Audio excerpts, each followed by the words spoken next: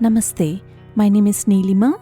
Welcome to Reflections Along the Way podcast, where you will be listening to reflections from experiences and learnings along my life's journey.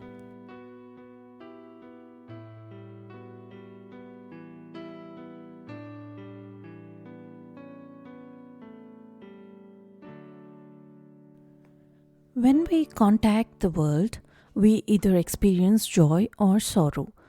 And these series of experiences that we have when we come into contact with the world of objects is what life is, right? Life is nothing but a series of experiences that we have whenever we contact the world of objects. So the scientists, the economists, and the politicians have worked really hard to create this world around us with objects and situations that would provide more happiness to us. They've put in a lot of efforts in this area over hundreds of years to create this present world of achievements and comfort. But even with all these comforts, there is still so much stress that's increasing in our lives, and we have very little happiness that lasts. So what is the reason for this imbalance? When our ability to control the outer nature is more than the ability to control our own inner nature, then an imbalance is created. And that imbalance is the root of our problems today. So what philosophy and religion do is they work on our inner personalities and our inner selves so that there is an equilibrium to make our lives more fulfilling.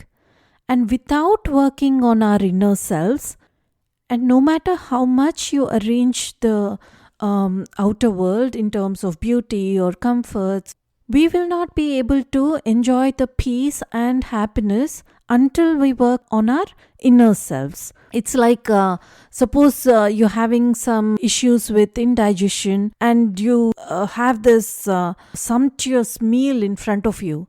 Would you be able to enjoy the meal?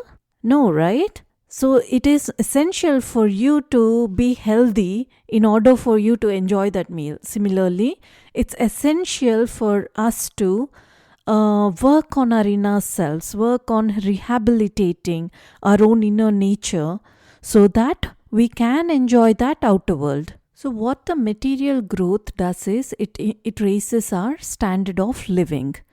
And what the spiritual or the inner growth does is it improves the standard of life. And both of these are necessary for us to have a cheerful and live life with ease and peace and happiness.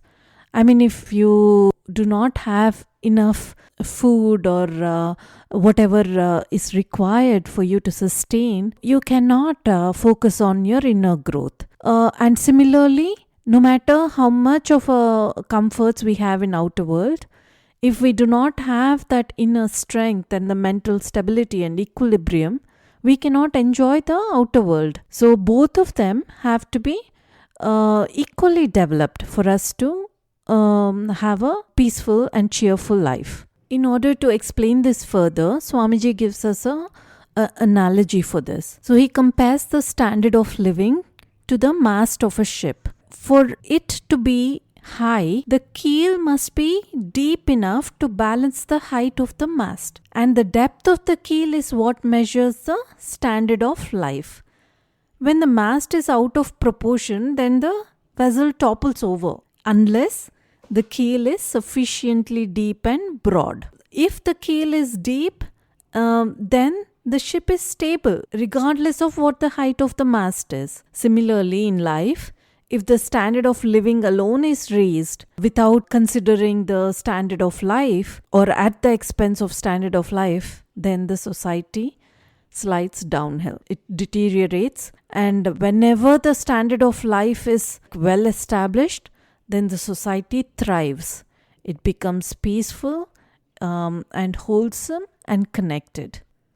In addition to the objective scientists, like the economists and politicians and scientists who work on improving the outer world, there is another category of scientists who is the subjective scientist, He investigates the human personality, and he draws us towards our divine center. Whereas the objective scientists strive to raise the standard of living, the subjective scientist works on improving our standard of life. Scientific achievements are very important for us. It is not to say that we don't need that. What is the problem is when there is fanatic materialism and secularism without concentrating on the inner development. And similarly, if there is a fanatic religious approach without the material development, then that also is a problem. So, the obvious solution then is to have a harmonious blend of both the inner development and the development of the outer world. Thank you for listening to today's reflections. If you'd like to connect with me, please visit bluishmuse.com. Until next time, namaste.